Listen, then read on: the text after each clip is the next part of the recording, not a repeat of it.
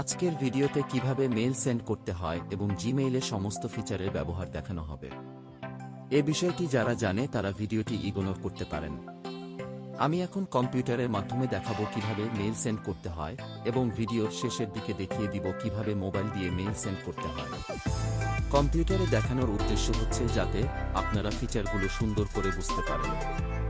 প্রথমে আপনার জিমেইলটি ওপেন করবেন। জিমেইলটি ওপেন করার পর আপনার সামনে এরকম একটি ইন্টারফেস আসবে। এখানে প্রাইমারিতে আপনাকে যারা মেইল করেছে সেগুলো দেখতে পাবেন।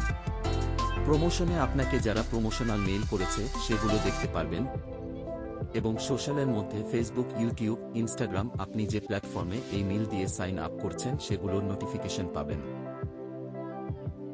আপনাকে যারা মেইল করবে সেখান থেকে যদি আপনার কোনো মেইল দরকারি মনে হয় তাহলে স্টার করে রাখতে পারবেন।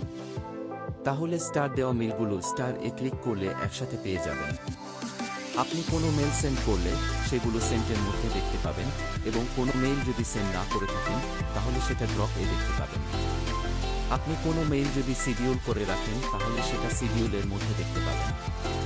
আপনাকে কেউ যদি স্পাম মেসেজ করে তাহলে সেটা স্পামের মধ্যে দেখতে পাবেন। এখন আমরা দেখব কিভাবে একটি মেইল সেন্ড করা যায়। মেইল লেখার জন্য বাম পাশে কম্পোজ ক্লিক করবেন। ক্লিক করার পর আপনার সামনে এরকম একটি ইন্টারফেস আসবে। এখানে টুতে আপনি যাকে মেইল পাঠাবেন তার ইমেইলটি দিতে হবে। তারপর আপনাকে সাবজেক্ট দিতে হবে, যেমন আমি এখানে ডেমো দিয়ে দিলাম। তারপর আপনি যে মেইলটি পাঠাতে চাচ্ছেন সেটা এখানে লিখে দিবেন, যেমন আমি সময় বাঁচানোর জন্য আগে থেকে এটি লিখে রেখেছি। তারপর আপনি যদি কোনো ইমেজ পাঠাতে চান বা কোনো ফাইল যদি সেন্ড করতে চান তাহলে অ্যাটাচ ফাইলে ক্লিক করবেন। কোনো ইমোজি যদি দিতে চান সেটাও আপনি দিতে পারবেন এবং আপনি যদি আপনার ওয়েবসাইট লিংক দিতে চান সেটা আপনি দিতে পারবেন। যেমন আমি এখানে দারাজের ওয়েবসাইট লিংক দিলাম, সেজন্য লিংকের উপর ক্লিক করলাম। লিংক এ ক্লিক করার পর টেক্সটের মধ্যে দারাজ লিখে দিলাম এবং ওয়েব অ্যাড্রেসের মধ্যে দারাজের লিংকটি দিয়ে দিলাম। লিংকটি দেওয়ার পর দেখুন এখানে ব্লু কালার দেখা যাচ্ছে, তার মানে এখানে একটি লিংক তৈরি হয়েছে। এখন ইউজার যদি এখানে লেখাটার উপর ক্লিক করে তাহলে সরাসরি ওয়েবসাইটে চলে যাবে। তারপর আপনি সেন্ড বাটনে ক্লিক করলে আপনার মেইলটি চলে যাবে। এখন আপনি সেন্টে চেক করলে দেখতে পাবেন আপনার মেসেজটি সেন্ড হয়ে গেছে।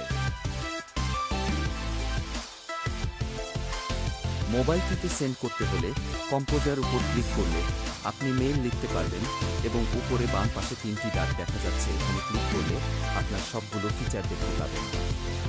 ভিডিওটি ভালো লাগলে লাইক দিন এবং চ্যানেলটিকে সাবস্ক্রাইব করে পাশে থাকা বেল আইকন এ ক্লিক করুন সবার আগে নতুন ভিডিও পেতে।